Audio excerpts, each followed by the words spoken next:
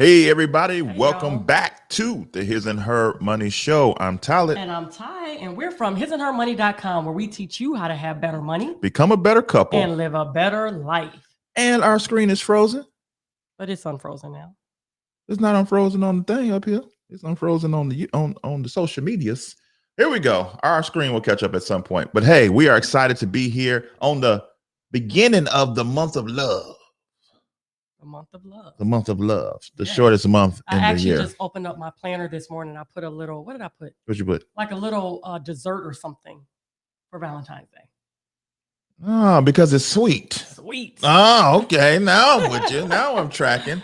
But yeah, man. So we wanted to, as always, try to bring you guys as much relevant content as we possibly could.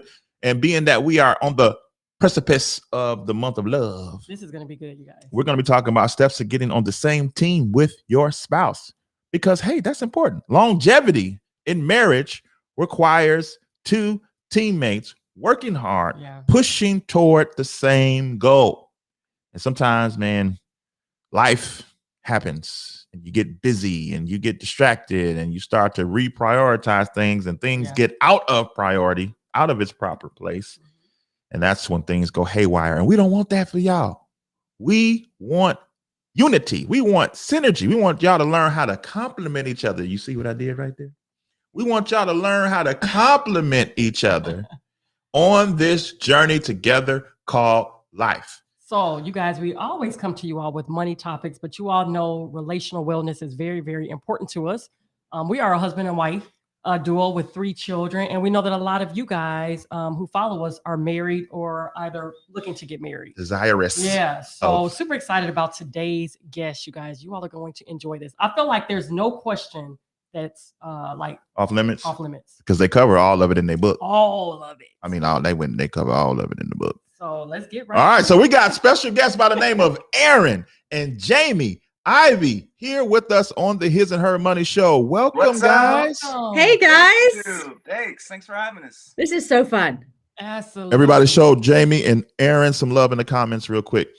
So, guys, we are excited because here is the month of love where people are making their plans to get together on Valentine's Day and, do what they do, a little chocolate. Well, why is it just Valentine's Day? It's just a little sparkling apple cider. About, oh, my gosh. And if you guys are watching this well beyond the month of love, that's all right. It's still going to be relevant. That's right. Important. They're giving you hers. It's the year of love. Rare for today. The year of love. That's it. I love my wife, man. I love and so it's important, though, seriously, that we work at our marriage. Yes. It's important. Good marriages don't happen by accident. Longevity in marriage doesn't happen by accident. And even if you have longevity, you want to make sure that it's real and authentic. Some people just stay together just because they ain't got nothing else to do. Or it's convenient. Yeah, convenient. So we don't want that. We want that authentic, Christ-like, God-ordained love within our marriage. That's and so right. you guys have come with a guide that can help us. But before we get into all your advice and all the things that you've learned, I know they look like they're teenagers, but they've been married for 20 years. 20 doggone years. I don't know what type of water they got in Texas or what. But they've been married for 20 years, and so they done learned a thing or two, right? Or 3. But before we get into your advice, can you just say hello to everybody that's tuned in right now and let them know what you guys are all about? I'm telling you guys, this is going to make my day. This is so much fun to be with you guys, see all of your friends chatting over here. I feel like we just stepped into your party, and I'm so happy to be here. This is a fun party to be at. I'm Jamie, and like you said, Aaron and I, we will celebrate 20 years this year. So we've been married. We got married when we were like 12. So, that's how we look so young, guys. But we have 4 kids, and they are all teenagers. So 17, 15, and 13. So we got the teenagers in the house, and I host a podcast called The Happy Hour.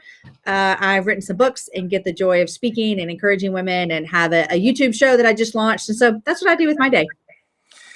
Yep. And I'm Aaron, and man, it really is an honor to be with you guys. And I kind of wish already we were hanging out in person, because you guys seem like it would be a freaking blast to hang out. But I'm Yeah, I'm a dad, a husband. I'm a pastor at a church here in Austin called the Austin Stone. I write songs, and yeah, and we wrote a book together. This is our first book to write together, and we're really excited to put it out there in the world. Awesome. Awesome. So I want to get right to it. Tell All right. everybody the name of the book and why did you all write this book? Yep. The book is called Compliment, and there are two books that we swore we would never ever write. One, we would never write a parenting book, and two, we would never write a marriage book because you feel like you need to be an expert to write on something. And Jamie and I definitely are not experts on marriage. We don't have a perfect marriage. We haven't figured it all out perfectly, but we wanted to write it because we found ourselves having so many conversations with people that were either entering into marriage or had been married for a while, and all of our conversations were about how hard it is and how complex it is to have a really healthy, vibrant marriage. And we actually do have one. We have a really fun, healthy marriage. It's taken a lot of work. It takes daily work, but we just wanted to offer it as a help to people, just to hear our story, to hear how we tackle marriage and how we try to fight to love each other and be for each other. So just like two complementary colors make something more extraordinary than they could ever be on their own. Yeah, That's what Jamie and I do. You can tell he's a songwriter. You can tell he's a songwriter. Yeah. Yeah. That's dope. So That's awesome. why is this a focus though? You titled it Compliment. It seems like, if two people are married, that should just happen by nature. Like, should automatically compliment you, and you should automatically compliment That's me. what you think year one. That's Year right. one, that's not true. So Right. put that down for us. Well, it's compliment with an E. So like we want, like Aaron said, the complimentary colors, not just you telling me how awesome I am every day, although I'll take that any day as well. But we think, you're putting two people together, and let's just be honest. Two people they're set in their own ways. They have the way they do things. They have the way they like to love, the way they like to feel loved. And we think God was really, really smart in all the things he did. And when he created marriage, he said, hey, let's put this together. And we think God, I'm talking as if I'm him, which is probably very, very wrong to ever do in life. But anyhow, I imagine that God's like, this is an awesome, awesome thing. And so he really does set it out to see how two people can come to a marriage and compliment each other and kind of work towards the same goal. You talked in the beginning about being on a mission and a team. And I love sports, surprisingly way more than Aaron does, but I love sports. So I love sports analogies. And I think about, man, on a football team, we have the Super Bowl coming up, and there are coaches on that team that are each coaching one specific thing. That's their lane that they run in, but they all want to win the Super Bowl. Like they all have the same mission, the same goal, but that's their lane. And so I think that's how it is with marriage a lot, is that we have the same end goal, the same mission. We're on the same team, but each of us may do it differently. Or, one day, you guys are parents, one day I'm like, I'm the good parent. And the next day I'm like, listen, I need you to step in because I cannot look at these kids one more day. And so we got to compliment each other in all the areas of our life. Absolutely. Absolutely. I want you all to talk to, I'm going back. So we're coming up on 15 years. Yay. Congrats. Yeah. But I remember our first year, and I'm trying to remember. I remember we were trying to figure out how to compliment each other, right? So it was all new to us. I think that sometimes it's a misconception where when you get married, it automatically happens. So talk about how does a couple begin that process to blend beautifully well together? Yeah, you're so right. You definitely do not stumble into a really good marriage. I think Jamie and I, what we thought would happen is, we were best friends, so we would get married and then it would just work and we'd be fine and we'd have fun all day long and not have to really have conflict or work on anything. But we found that to be totally untrue, that marriage takes a lot of work. And when we're talking to, we have a couple in our life that they're dating, it's moving towards engagement. And when we talk about how hard marriage is, it's like almost they can't imagine that they would ever have conflict or that they would ever have trouble really liking the other person.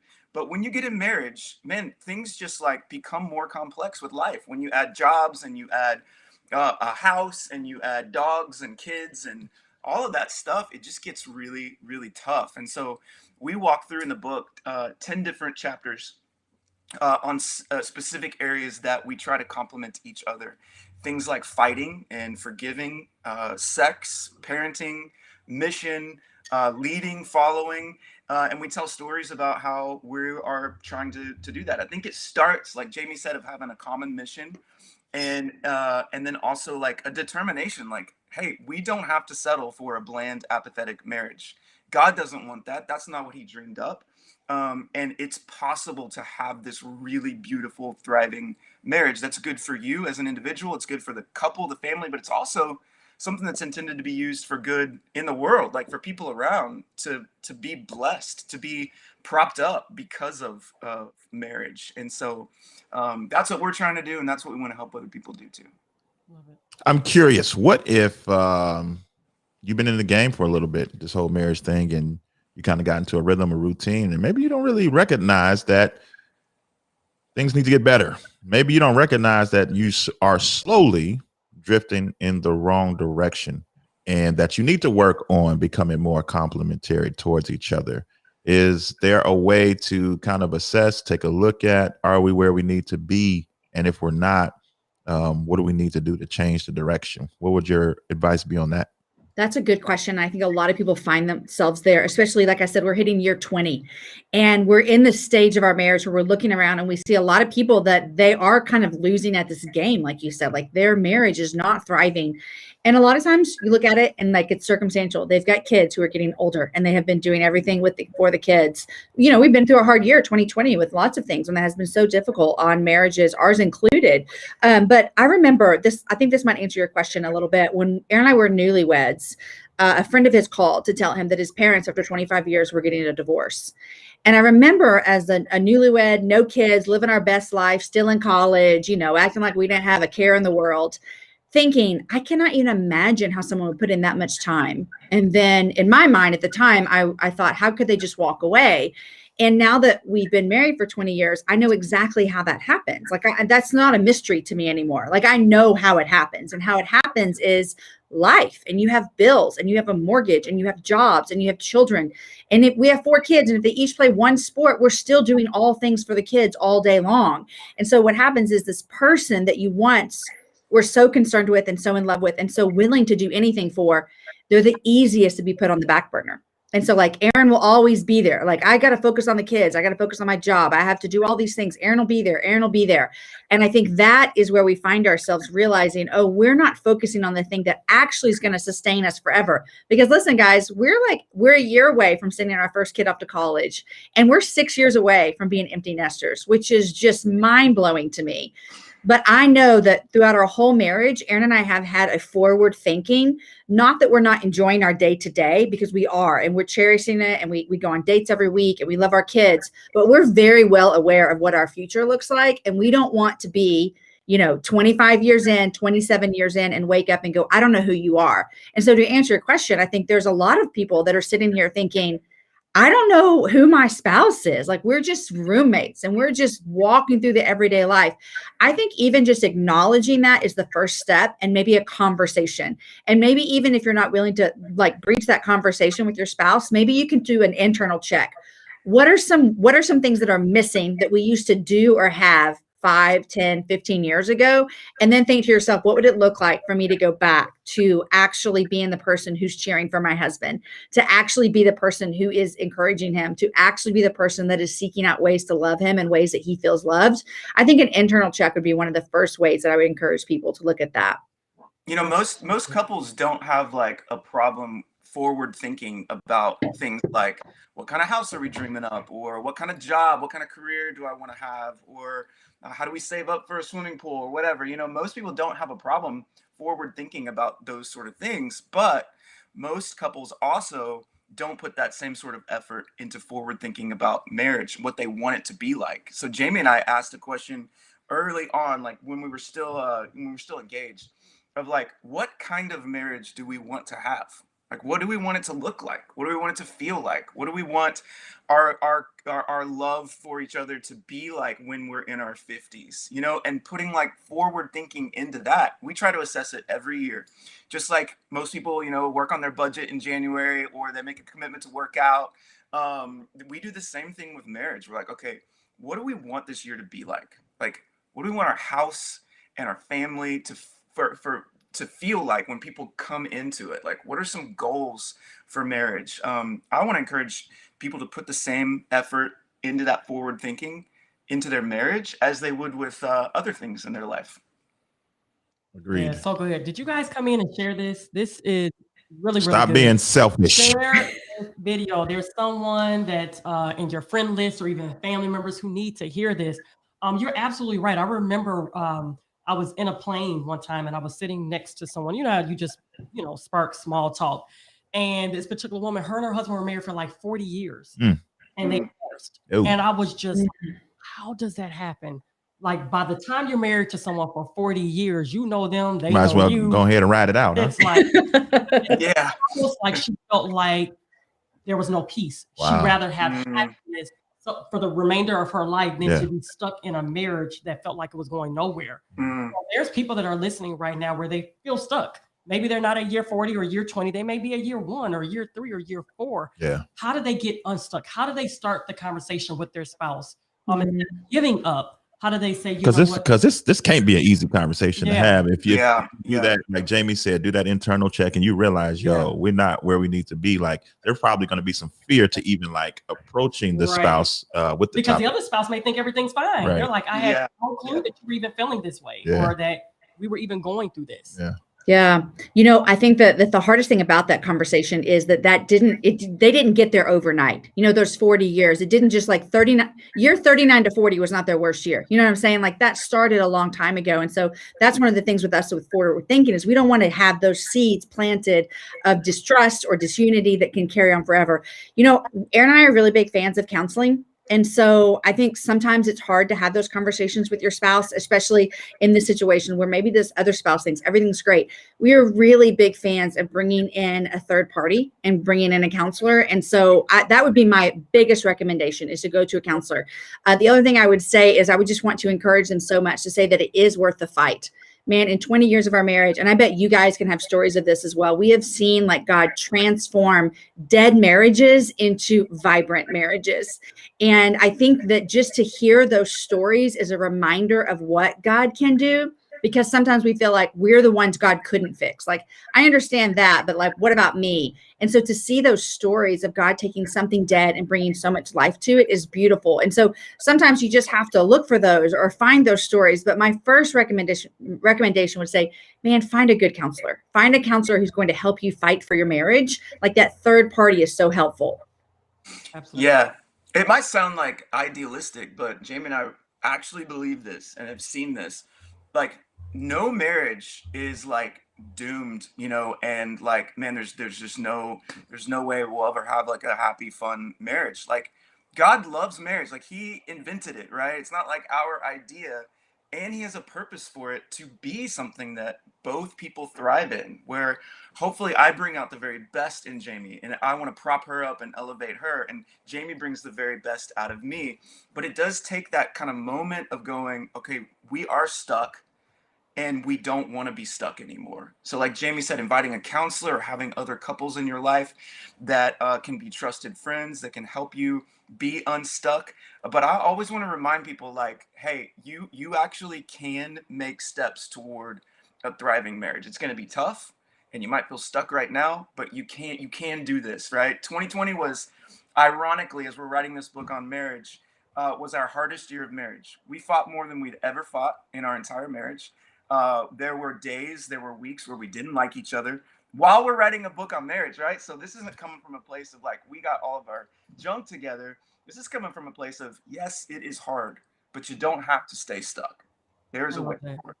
I love that. I even love the transparent moments, because I think other couples need to see that. Like, okay, well, if they're going through that, we're going through that as well too. I think you got on my nerves a little bit too in 2020. I think everybody got on everybody's nerves in 2020. I knew as soon as Aaron confessed, I'm going down. I'm going down. I didn't get on your nerves. Girl, I love you. I love that lipstick you got on right now. But I love that where we're both committed. We're committed to doing this thing called life together. We were having a conversation recently where I just felt overly passionate about me. But other married couples not really having depth to their marriage. Like, so many people are just going with emotions. They're raising the kids, like you said. They're building businesses. They're just going day to day. Who's getting the groceries? We're going to eat takeout, but it's no depth. Like, God intended for marriages for us to have depth to our marriage. Like, you bring out the best in me, I bring out the best in you. Yeah, right? God, when the Bible says that, we automatically attribute it to sex. When it said that he knew her, Yeah. it was a knowing. He knew her. You know what I mean? And so that's the depth that God wants us to get to. Yeah. So talk about that. I want you all to hit on some of the chapters in your book as well, too. Some of the common areas that couples need Default in this area. Yeah. But talk about that. How do we get to know each other? How do we Yeah. add depth to our marriage, even in the midst of hard seasons? Like we were at home, like, you know, all in each other's space. You know what I mean? And people actually got divorced in the year 2020. Divorce numbers went up. They were having to face each other instead of being busy with going to work and things like that. Yeah. So talk about how do we really know each other? You know, when you're dating somebody, you don't have to ask that question. You know, when you're dating somebody, you want to hang out with them all the time. You can't get to know them enough. You put time and energy and effort into planning date nights and thinking of kind things. When you're dating, it's all rooted in friendship, right? And it should be like building this relationship on, wow, this is a friend. This is now becoming my closest friend. That's what dating's all about. And a lot of times when marriage starts, we kind of forget to date our spouse. And Jamie and I have made a decision and determination from the very beginning. I don't want to ever stop dating Jamie. So we have like little things that we put into our life that help us remain like really good friends. Like we, for 20 years, have had a date night every single week. And there were seasons where we had no money and we were just like taking a bag of chips and salsa and going to a park. You don't have to spend money or be rich to go on a date night every single week with your spouse, just like you didn't have money probably when you were dating. Jamie and I didn't, but there was a determination of like, I'm gonna date this person because I like him or her so much. I think that's a good place to start, is like, we started this thing as friends. We've got to still be friends and pursue each other. Like husbands need to take the lead, in like pursuing the heart of their wife, even if it has been 20, 30 years, in those little things of like buying flowers if that's what she's into, or taking out the trash without her having to ask you, taking her out on date nights, writing notes, writing cards. Think backward to, how did I date this woman? How did I pursue her and make her feel loved? And why in the world did that stop? When did that stop? How can I get back to dating my spouse? So good. One of the things too for me is, you can get so just in the groove. Like I know Aaron so well and we're doing our things and we love each other and we like each other. But we have two different jobs. Aaron's a songwriter and a pastor, and I'm a podcaster and author. And so it would be really easy for me just to forget to care about what he does. And when Aaron writes songs, I have to really, really like tell myself, ask him about this, listen to this, tell him what you like, because I don't understand music and I don't understand songwriting. And actually I know that song's he's going to work on that for a year. And I could just wait till the final comes out on the album, and just call it a day like everyone else, because those things, my brain doesn't work that way, and it just doesn't do that. And so I have to be intentional to like want to step into his world and ask him about it and cheer him on and care about it. Because here's the truth. People are going to cheer him on. Everyone's going to cheer. Everyone's going to get their cheering from someone, whether that's someone else at work or a person that you see, at the same Starbucks every day, or whatever it means. Like everyone's going to get cheered on from someone. And we just made this commitment to each other as well a long time ago that we're going to be each other's biggest cheerleaders. And I want to be Aaron's biggest cheerleader, but I'll admit it doesn't always come easy. Like sometimes I have to think about how to cheer him on. And so it takes intentionality and it takes work. Just like Aaron said, when we were dating, I was like Aaron's biggest fan. Aaron could do no wrong. Well, I've been married to him for 20 years. I know he can do a lot wrong. Like I know all about Aaron now, but I still have to intentionally care about cheering for him. And I think we've lost that sometimes in the mundane of life. Like we can just get to where you do the same. It's like Groundhog Day over and over and over again in your marriage. And you got to break up that Groundhog Day or else it does get boring and it does get stale. And you start to think there's surely a better person out there for me. It's because you've been mundane in your relationship and you got to go back to fighting for the things that matter.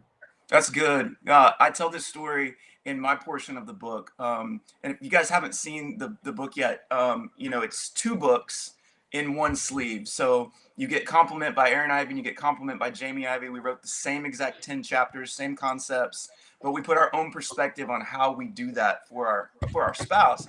And we didn't actually even read each other's books until it got sent to the editor. So you're getting the real raw, like I didn't know what Jamie wrote until we turned it in.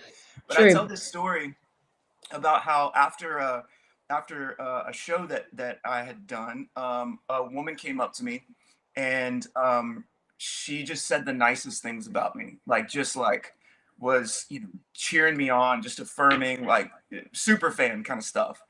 And it felt really good in the moment. Like it felt really good to get her affirmation, her telling me how awesome I was. But I remember walking away from that going, man, I don't want to ever be out cheered. Um, I don't want anybody to cheer on Jamie more than I do. And I don't want anybody to cheer me on more than Jamie does. And so I told her, I was like, here's what happened. This felt really good in the moment. I can see how people slip up or start finding their, their worth and value in other people.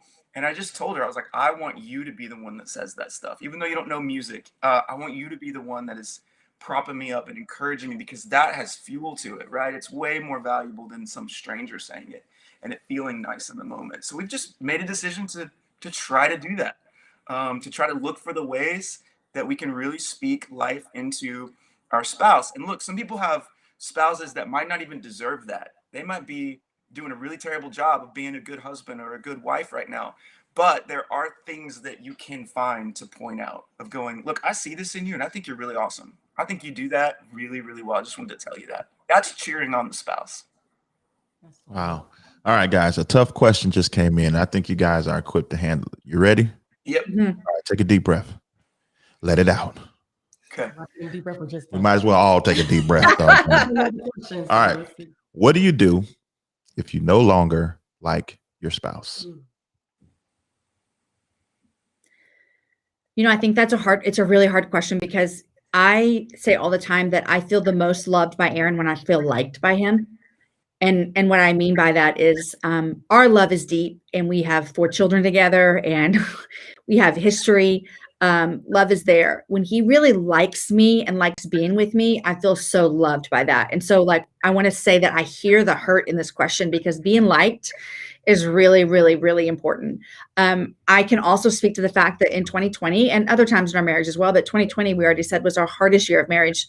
There were many days, honestly, that I did not like anything about Aaron. I was so angry at him, and he was so angry at me, and I didn't want to be around him. We were doing a remodel in our house. It started like 4 days before COVID shut everything down, which is crazy. And so we were sleeping in an Airstream, and we nicknamed it the Love Shack. And let me just tell you, there was not much Love Shack happening in those months, because we were so mad at each other. But all that to say, I want you to know I understand. And so I know that feeling of feeling like you don't like someone. Here's my encouragement to you. My encouragement to you is this, is that if you are married, which is what I'm assuming here, because we're talking about marriage, if you're married, there's this commitment here. There is both of you in at the same time. And if I'll speak to you like as someone who I'm a follower of Jesus. And so I can speak on like what I believe is the truth of the Bible. And God has so much to say about actually how we treat each other. And so for me, my heart changed towards Aaron when I actually started treating him the way I'm supposed to treat people.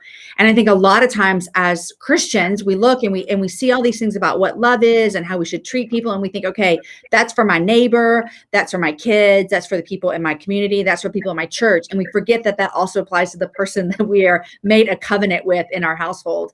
And so for me in those seasons, when I was looking at my husband and going, I do not like anything about you, I had to actually stand on the truth of God's word and say, even if I don't like you, I have to treat you the way God asked me to treat people, because I believe God's word is best. And I believe that's true. But what happened is Aaron might not have changed. She did, but my heart began to change towards him. And so I always say, sometimes we're looking for them to change. Like if only they would do this, then I would like them. I found sometimes it's if my heart would change, then I would begin to like him more. And so I would just encourage you to look, like I said earlier, look at that inward. What is there in you that you might need to change? And then you hopefully will see a change in them as well. Yeah. Man. That's good. My year was perfect. I loved Jamie and liked her every single day. I don't know what she's talking about. No, He's a liar. It's the same thing. Even with kids, there are days where I just don't like one of my kids. They do something and they're frustrating or whatever, but there is this commitment of like, but I'm their dad, and so I have to choose to love even when they might seem unlovable. And I don't know if this person is a Christian that wrote that. But I think if you are a Christian, the thing you have to keep going back to is like realizing, man, in all ways, I was so unlovable. Like for God to like come to me and love me and like me is crazy. It's absurd, right? Because there's no reason that like a holy, perfect, just God would ever like Aaron Ivey, but he did.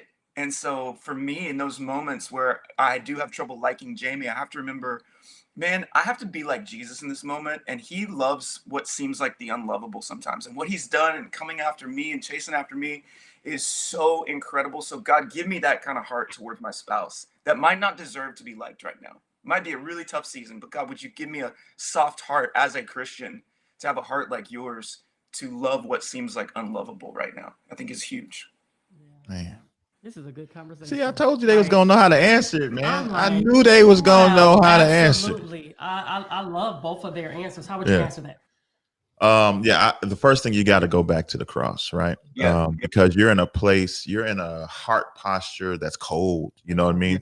And maybe the other spouse did some things to get you there. Maybe you were genuinely hurt. Some things were done against you that maybe you have a right to feel the way that you feel. Maybe this has been, just progressed over time, but maybe God is still God.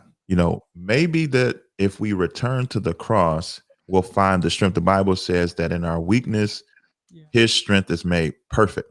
So when you are at your lowest, when you're at your brokenness, that's the perfect time to run to the feet of Jesus and say, I don't know what to do with this. I don't know how to handle this.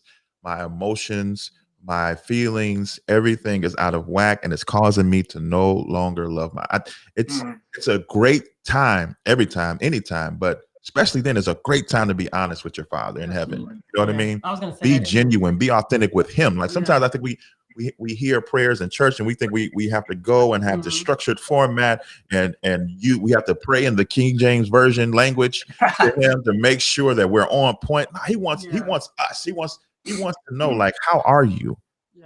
How can I help you? How can I love you? You know what I mean? And so that's a perfect time to be honest and find your help. Absolutely. Before you try to find your help, and you should find your help with a counselor. You should read books like Compliment, and you should listen to the His and Her Money Show and the Happy Hour and all that stuff. But first, you need to run to the cross and maybe put some Aaron songs on in the background while you praying. Or were you about to say something? No, I was going to say that too. I would say usually when you feel like this, it's also a relationship issue. Not always, vertical, but exactly.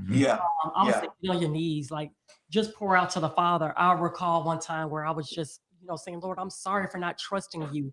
And I could just see him like touch my hand and say, I understand. It's almost like you're repenting for something that I understand why you felt this way or why you did not trust me. Like that was like an aha moment for me. Like, oh, so see your spouse as God's child. See your spouse as how does God love your spouse and teach you how to love them and even how to like them. We had recently, last year sometime, we went out with another couple, and I think you had said that. I forgot the question that they asked, but like, how do you have longevity in your marriage? And you said, you don't need to just love your spouse, but you need to like your spouse. Yeah. Facts. Love, absolutely. And have to go. You won't always feel love. There's sometimes like just leave, just go.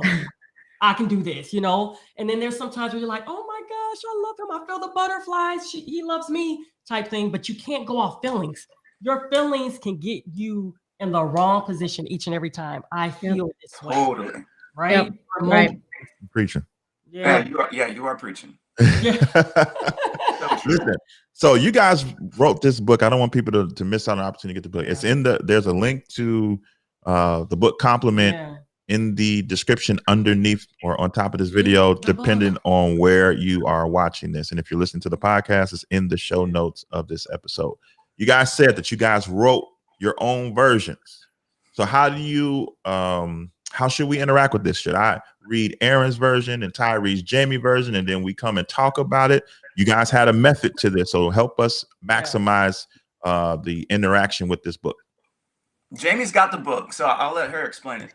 Yeah, our whole goal would be that the husband would read Aaron's and then the wife would read mine, but then they would switch and read each other. So it's not just like this book is just for women, but we, like Aaron said, we didn't read each other's before we sent it to editing. And the reason we did that was not just because we didn't have time for each other, but it's because we really wanted for each of our sections to be authentic and vulnerable about that topic. So about cheering, leading, following, sex, mission, parenting, serving, all those types of examples.